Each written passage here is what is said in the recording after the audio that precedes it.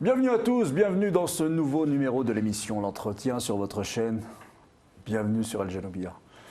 Alors aujourd'hui, on va parler le ramadan approchant. Je reçois Monsieur Metmati, blogueur, éditeur. Vous êtes beaucoup produit sur votre chaîne YouTube. Et ce qui m'a intéressé dans votre production, dans ce que vous défendez, c'est justement, concernant le mois de Ramadan, cette idée que le tarawih n'est pas obligatoire, voire même une innovation. Alors, je vous avoue que j'ai été surpris, parce que pour moi, le tarawih fait partie des prières que l'on pratique quand on est musulman, le soir venu après Salat al-Isha, donc après la dernière prière, et comment dire, j'allais dire c'est un acquis. Non, ça fait partie de notre culture islamique. Et pour la première fois, j'entends que vous défendez de manière vraiment farouche, que pas du tout. J'allais même croire que pour vous, c'est même quelque chose qu'il ne faut pas faire. Alors expliquez-moi déjà ça.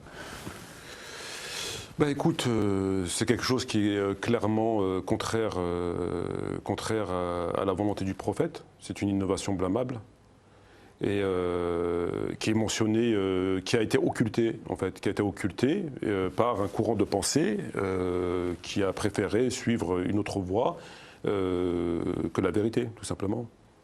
Mais à partir de quels éléments vous pouvez apporter cette idée? Bah écoute, à travers, lorsqu'on étudie l'islam, ouais, on part sur deux bases, impérativement. Le Coran et la Sunna. Et la Sunna, on est d'accord. Voilà. Donc le Coran l'écarte parce qu'il n'y a pas de tarawih dans le Coran. Il n'est pas mentionné. Okay. Comme d'autres parties, la prière de l'appui et d'autres prières qui ne sont pas mentionnées dans le Coran, pourtant c'est une Sunna. D'accord. Donc c'est pas parce que c'est pas dans le Coran que c'est pas une Sunna. D'accord. Donc c'est pas mentionné dans le Coran. Alors il nous reste la Sunna. Il nous reste la Sunna, voilà. Alors quand vous dites Sunna, les Sahihain. En premier lieu, Bukhari, Muslim. Bukhari, Muslim, voilà. les corpus de hadith les plus fiables, authentifiés. Les plus fiables. D'accord. Les plus fiables. Et lorsqu'on se penche dans ces livres de hadith, on se rend compte qu'on parle des tarawih. D'ailleurs, le mot lui-même a été inventé pour les besoins. C'est-à-dire, là je ne suis plus là. C'est-à-dire que ce mot tarawih n'existait pas à l'époque du prophète. Oui. Il n'existait pas à l'époque d'Abou Bakr radhiyallahu anhu. Ouais. D'accord. Donc il a été inventé au même moment que cette prière. D'accord. Il n'y a pas de tarawih dans le sunna. D'accord. Toutes les prières, elles ont un nom. Dhuhr, Asr, Isha, tout ça, elles ont un nom. Tarawih n'a pas de nom, n'existe pas. D'accord. Ils l'ont inventé lors de cette innovation. D'accord. Lorsque tu te penches, comme ils ont fait les savants, tu te penches sur Bukhari, Muslim, les deux corpus authentiques. Ils rapportent les mêmes hadiths, pour ainsi dire, sur la question. D'accord. On y trouve quoi? On y trouve deux hadiths qui font autorité quant à la légalité ou non de cette prière. Deux. Ok, lesquels? C'est un hadith où le prophète est dans la mosquée et à la fin de sa prière, il dit « Ce qui m'a empêché de vous rejoindre, c'est seulement que j'ai craint qu'elle devienne obligatoire ». Et un autre hadith qui pendant dit... Ramadan. Pendant ça. En fait, l'histoire des tarawih, c'est quoi? C'est que pendant le mois du Ramadan, le prophète allait tout seul à la mosquée. Un certain nombre de compagnons l'ayant vu, et ils ont imité sa prière à son insu. Ils n'ont pas prié avec lui, ils ont prié à son insu. Et malheureusement, une partie des savants n'ont pas dit la vérité. Pour valider que c'était une sunna, ils ont dit qu'ils ont prié avec lui. Pour pouvoir dire que c'est une sunna, que le prophète l'a faite avec les compagnons, ils ont dit le prophète a prié avec ses compagnons. Or, que quand tu extrais tous les hadiths qui sont dans Bukhari et tous les hadiths qui sont dans Muslim, tu les retires, tu te rendras compte qu'à chaque fois, le prophète, il dit « J'ai vu ce que vous avez fait ». Ce qui m'a empêché de vous rejoindre. Donc il n'a pas prié avec eux. Parce que quand tu pries avec quelqu'un, tu ne dis pas j'ai vu ce que tu as fait, ce qui m'a empêché de te rejoindre. Ou il resta assis. Et d'ailleurs, ça va même plus loin parce que les hadiths disent qu'il suivait l'ombre du prophète, qui était séparé avec un petit muret. Donc tous les hadiths de Bukhari et Muslim, là-dessus, il y a unanimité. Il n'a pas prié avec son compagnon. Un certain nombre de compagnons ont imité sa prière. Ils ont imité, c'est pas pareil. D'accord. Sinon, ces phrases-là n'ont pas de sens. D'accord. Bon. Donc déjà, c'est un point. Et ensuite, comment se termine l'histoire? L'histoire de cette tarawih se termine que, étant revenu la 3e ou la 4e nuit, un certain nombre de compagnons, n'ayant pas vu le prophète, ils ont été chez lui pour le chercher, pour qu'il vienne. À ce moment-là, le prophète, il sort en colère et il leur a dit dorénavant, priez chez vous. Fasallu ayyuhannas fi buyutikum. Fasallu ayyuhannas fi buyutikum. Aux gens prier chez Aux gens qui étaient là, qui voulaient encore imiter sa prière. Car la meilleure prière pour un homme est chez lui, sauf la prière obligatoire. Et l'histoire s'est arrêtée là. Depuis ce jour-là, et les années après où il vécut le prophète, il n'a pas fait cette prière avec eux. Ouais. Il n'a pas fait, c'est fini. Dès qu'il leur a dit ça, chacun dans son coin, l'année du ramadan après, il n'a pas prié avec eux, l'autre année, il n'a pas prié, 3, 4 ans, 5 ans, je ne sais pas combien de temps il est mort après ça, il n'y avait pas de prière dans la mosquée. C'est fini. Et le prophète a légiféré. Priez chez vous, il ne faut pas venir à la mosquée. Il est mort. Okay. Quand il est mort, Abu Bakr il a pris le pouvoir, durant le premier calife, il est resté environ 2 ans et demi au pouvoir, il n'y avait pas cette prière. Il n'y avait pas, on ne connaît pas ce rassemblement. Et c'est durant la deuxième période du califat d'Omar ibn Khattab qu'il a institué cette prière. Qui? Omar, le deuxième calife. Ah, pas Abu Bakr. Non, il ne la connaît pas, ça n'existait pas à l'époque d'Abu Bakr. Donc le deuxième calife, Omar ibn Khattab, a institué cette prière. Voilà, parce qu'il a vu des gens prier séparément dans la mosquée, lui est venue l'idée de dire tiens, je vais la rassembler. D'accord? Sauf que une partie des savants ont trompé les musulmans sur 2 points fondamentaux. Ah. 2 points fondamentaux. Le premier point fondamental, c'est qu'ils disent que le prophète a prié avec ses compagnons. Donc c'est ce que vous disiez tout à l'heure. Voilà, alors que je t'invite à examiner les textes, tu verras qu'il n'a pas prié avec eux. Sinon, il faut nous expliquer pourquoi il a dit ce qui m'a empêché de vous rejoindre, dites-vous ce que vous avez fait, etc. Premier point. Deuxième des points, c'est qu'ils ont pris un hadith, dans la science du hadith, qui est amputé. Amputé, ça veut dire que dans la science du hadith, il y a parfois des fragments de hadith. Tu comprends ce que je veux dire? Il n'est pas complet. Et ça existe, c'est une science exacte. C'est une science qui existe dans le hadith. Et ils ont pris quoi? À partir de quelle base de hadith ils ont légiféré? À la base du hadith où le prophète a dit ce qui m'a empêché de vous rejoindre, c'est que j'ai craint que cette prière ne devienne obligatoire. Ouais. Donc les savants, ça invaliderait le. Les savants, qu'est-ce qu'ils nous disent ensuite? Ils nous disent que le prophète n'a pas interdit. Il a simplement dit ce qui m'a empêché de vous rejoindre. D'ailleurs, il n'a pas pris avec eux, sinon ce qui m'a empêché de vous rejoindre, s'il prie avec, il dit pas ce qui m'a empêché de vous rejoindre. C'est paradoxal. C'est que j'ai craint que ce soit une obligation. Bon, donc les savants. Alors attendez, ça veut dire là que vous dites pas que c'est une innovation blâmable. Mais vous dites que ce n'est pas obligatoire, non, mais c'est différent. Si, je termine.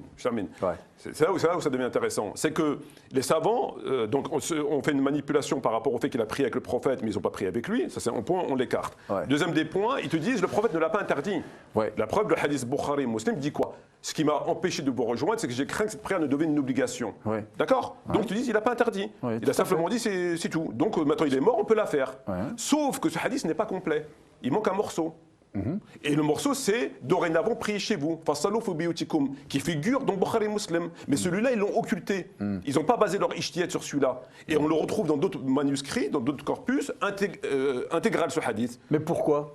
Parce que s'ils auraient bâti. Non. Pourquoi aurait-il. Si on part de votre compréhension de la chose, pourquoi aurait-il inventé cela? Qui ça? Les savants dont vous parlez. Pour pouvoir la rendre légale. Parce que oui, non, mais pourquoi cette volonté de la rendre légale? Parce que le problème qui se pose à l'heure d'aujourd'hui, c'est quand même extrêmement grave. Aujourd'hui, on fait une prière qui a été condamnée par le prophète. Donc quand le prophète dit aux musulmans durant son vivant... Elle n'a pas été condamnée. Si, parce que quand le prophète, à la 3e ou 4e nuit, où les compagnons vont le chercher, après avoir imité sa prière pendant 3 à 4 nuits, ils ont imité sa prière. Première nuit, ils imitent. Ils ont imité. Il n'a pas prié avec eux, donc ils imitent. Le prophète, il revient le lendemain, il reprie. La 3e ou 4e nuit, le prophète, il veut que ça cesse. Qu'est-ce qu'il fait? Il ne va pas à la mosquée. Il veut que ça cesse, donc il reste chez lui. Eux, qu'est-ce qu'ils font? Ils vont le chercher. Le prophète, il sort en colère, parce qu'ils vont le chercher, il jette des petits cailloux sur sa maison. Donc il est en colère. Donc il les engueule. Toujours pendant le ramadan? Oui, toujours pendant le ramadan. C'est la même période, c'est la période de Tarawih. Et il leur dit quoi? Priez, fasallu fi buyutikum. Dorénavant, priez chez vous. Dorénavant. Et il leur dit pourquoi? Parce que la prière que tu fais chez toi, elle est meilleure qu'à la mosquée, parce qu'on ne fait que les prières obligatoires à la mosquée. La mosquée, c'est pas fait pour faire des prières surrogatoires. Donc là, les savants, ils doivent se saisir de ce hadith pour dire, le prophète vient de légiférer. Quand il dit « Fasallu fi buyutikum », c'est un impératif. Prie chez toi, il te dit le prophète.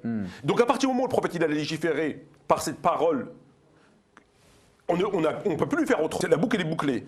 Donc quand il a dit ça, les compagnons, ils ont arrêté. Ce jour-là, ils ont arrêté. Donc le prophète vécu plusieurs années, il n'y a pas eu de rassemblement. Abu Bakr pareil. Et Omar, il l'a institué. D'accord. Il l'a institué au détriment de cet impératif de prophétique. Ce qu'il venait de faire ici. Mais il en a le droit. Non, il n'a pas le droit. Non, en tant que calife, il légifère aussi. Oui, mais pas quand c'est il organise la société médinoise. C'est son devoir de l'organiser. Oui, à une condition que ce ne soit pas contraire au Coran et à la Sunna. Oui, j'y arrive. Il est dans son rôle et dans son devoir, parce qu'un calife à Médine à l'époque qui n'organise pas la société, ça ne va pas. Il y a un manquement très important. Par exemple, moi j'aime bien reprendre cet exemple chez Omar ibn al-Khattab, quand il voit beaucoup de célibataires médinoises, il invite les compagnons plutôt à privilégier le mariage avec les médinoises. Là, il légifère. Et alors que c'est tout à fait autorisé qu'ils prennent des épouses à l'extérieur. Rien ne l'interdit, le prophète ne l'a pas interdit. Vous voyez, il est dans son rôle de dire « mais j'ai sous ma responsabilité les Médinoises, je ne vais pas les laisser toutes seules ». Vous voyez, il prend ses responsabilités de calife. Donc là, est-ce que c'est pas ça qu'il a fait finalement? Non, parce que il y a une chose qui est fondamentale. Est-ce que l'idée, pardon, mais juste pour finir ma question, est-ce que l'idée finalement, c'est pas de rassembler les gens, et, voilà, et non. Pendant ce mois béni, vous allez vous retrouver. Non. À partir du moment où il y a un acte qui est fondamental dans l'islam, qui est reconnu, qui fait consensus, c'est que lorsque le prophète légifère, tu n'as pas le droit d'aller contre ce qu'il vient d'apprendre, d'accord? Tu ne peux pas. Le prophète, c'est lui qui institue, par exemple, la prière. Tu ne peux pas, toi, faire une prière que le prophète n'a jamais faite. Or, il se trouve que le prophète n'a pas fait cette prière. Comment tu peux raisonnablement expliquer aux gens qui sont en train de faire une prière qui n'a jamais existé, puisque le prophète n'a jamais fait cette prière. Ouais. Abou Bakr, il n'a jamais fait cette prière. Elle est surérogatoire. Qu'elle soit surérogatoire. Et le droit de légiférer en termes de prière, c'est ou Dieu qui va légiférer en imposant une prière, ou en dire comment on fait la prière ou les ablutions, c'est le pouvoir de Dieu. Ah oui, ça s'est fait. Ou le pouvoir du prophète. Ouais. Bon. D'accord. Maintenant, le prophète n'a pas fait cette prière. Il n'a jamais le prophète de toute sa mission prophétique n'a jamais prié à la mosquée pendant le ramadan Tarawih. D'accord. Un mois, ça n'existe pas. Personne ne dit ça? Ça n'existe pas. Non, personne ne dit ça? Oui, ça n'existe pas. Personne. Oui, personne, ça n'existe pas. C'est pas la peine, ça n'existe pas. Okay. En d'autres termes, les savants, l'honnêteté des savants, c'était de quoi? Quand ils prennent les corpus, ils regroupent, on appelle ça un recoupement, parce que les hadiths sont morcelés, c'est la science du hadith. Ouais. D'accord? Donc c'est pas comme tu prends un livre et tu lis, puis ce qu'il y a écrit ici, c'est tu peux t'en saisir et faire un ijtihad. Tu ne peux pas faire ça dans le hadith. Il faut aller chercher. Comme dans le Coran. Le Coran, tu as des versets un peu partout sur la répudiation, dans la vache. Donc tu ne peux pas prendre le premier verset, tu dis voilà, tu comprends? Donc tu es obligé, un des actes impératifs à faire, quand tu lis le Coran ou la Sunna, tu prends Bukhari et Muslim, les plus authentiques, tu regroupes tous les éléments sur la question et tu vois ce qui en ressort. Et les savants, lorsqu'ils ont regroupé ces hadiths, ils ont le hadith où on n'a pas l'interdiction et le hadith où on a l'interdiction, et ils savent que celui-là, il fait autorité, parce que celui-là, il est la suite de l'autre. Donc ils ont dû le coller, l'unir, et faire un ijtihad sur l'ensemble du propos. Or, ils ont écarté celui-là, ils ont fait un ijtihad sur la moitié de la parole du prophète, en disant, le prophète ne l'a pas interdit, il a simplement dit, je crains que ce soit pour vous une obligation. Or, c'est faux. Qu'est-ce qu'ils font du hadith qui est là-bas, qui est la suite de celui-ci? Il est coupé. Et s'ils auraient pris le hadith qui dit Fasalu fi buyutikum. Donc tout ça réside sur deux hadiths. En termes, ce que vous dites. Hein, oui, en termes de compréhension de la salat tarawih, nous avons deux éléments de base. C'est à partir, puisque vous disiez, dans le Coran, il n'y a pas. C'est pas du tout mentionné, donc personne ne dit que c'est mentionné. Donc il n'y a pas d'opposition là-dessus. Tout à fait. L'opposition, elle est pour certains, ces deux hadiths sont à prendre en compte, et d'autres, dites-vous, ne prennent en compte qu'une partie et pas l'autre. Non, ce qui les arrange. Voilà, donc une partie qui les arrange et pas l'autre. C'est pire. Quand des savants ils viennent te dire, quand tu prends les livres des savants d'Arabie Saoudite par exemple, et que les savants d'Arabie Saoudite te disent, le prophète il a pris avec ses compagnons, donc c'est une sunna. Parce que dès lors que le prophète a fait un acte avec des compagnons, ça devient sunna. Voilà. Et quand tu analyses, tu vois qu'il n'a pas pris avec eux.